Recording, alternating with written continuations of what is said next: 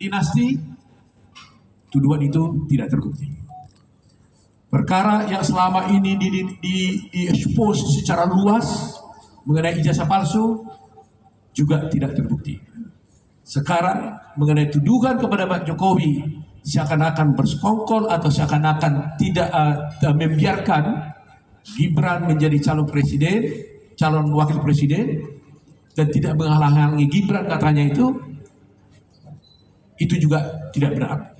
Bayangkan Pak Jokowi ini adalah sebenarnya presiden, tetapi dia dituduh dalam gugatan ini, beliau sebagai ayah kandung dari Gibran dituduh kenapa tidak menghalangi KPU untuk mendaftarkan Gibran sebagai calon wakil presiden. Ini jauh sekali teman-teman semuanya. Tetapi itu semuanya kita buktikan dalam persidangan yang begitu ketat. Ibu bapak sekalian juga melihat mungkin di persidangan bagaimana ngototnya mereka, ya. Tapi puji Tuhan hari ini semuanya sudah berakhir.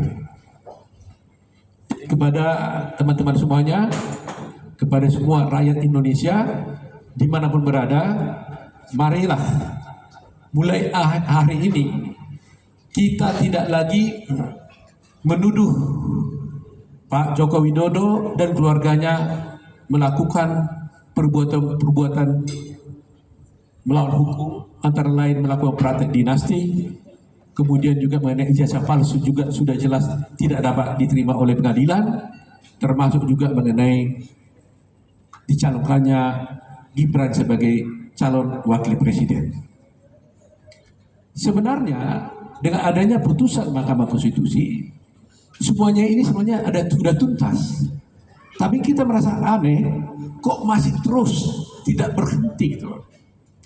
Nanti mungkin juga Anda tanya, Anda tahu bahwa ada juga masih ada satu perkara di PT UN, tapi itu tidak melibatkan Pak Jokowi, tapi itu melibatkan Prabowo Gibran yang diajukan oleh Pak Gawis Lumbun mewakili PDI. Tetapi hari ini kami membatasi, kami di sini semua tim, ada di sini Ibu Damai Purba, ada Dwi Prihartono, ada Andra Pasarip, ada Yakub Putra Hasibuan, ada Firman Pengadibuan, ada Hidayah Bostam, ada Bunyani, ada Nurul Firdausi, dan satu lagi tidak hadir kebetulan ada keluarganya yang meninggal yaitu Pak Nikolai.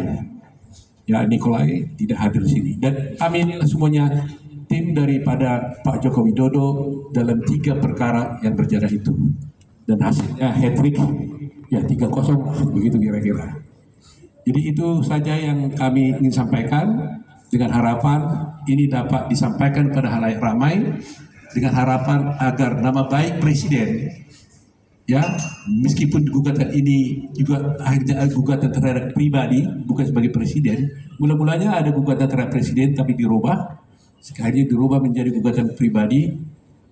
Tapi justru yang menjadi perhatian kita, bahwa kalau dilakukan terhadap pribadi itulah sangat tidak menentukan nama baik beliau.